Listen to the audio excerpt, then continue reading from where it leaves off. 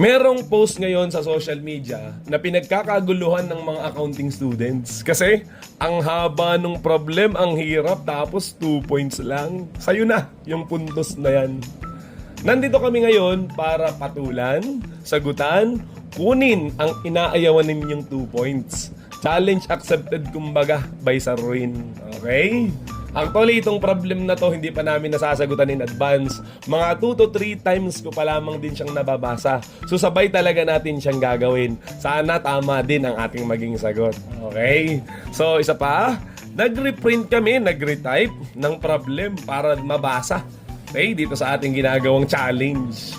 Yan, napakahaba po talaga. 3 pages. Okay? So challenge accepted talaga ito ng malala.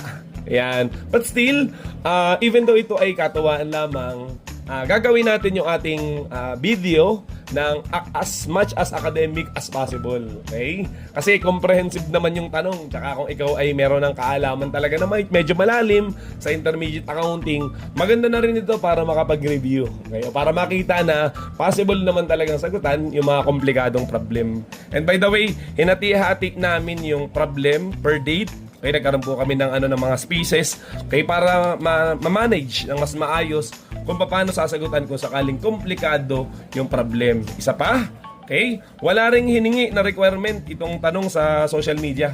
Wala rin pong naging tanong dito. Okay? Yung hinahanap. Therefore, ang ginawa na lang namin, we'll just assume that the required is to prepare journal entries to record the transactions para makuha mo yung 2 points na yun. Ayan na. Sige. So, we will start now. Ayan. Sabay-sabay po natin itong gawin. Ayan. So, I will read the first paragraph first.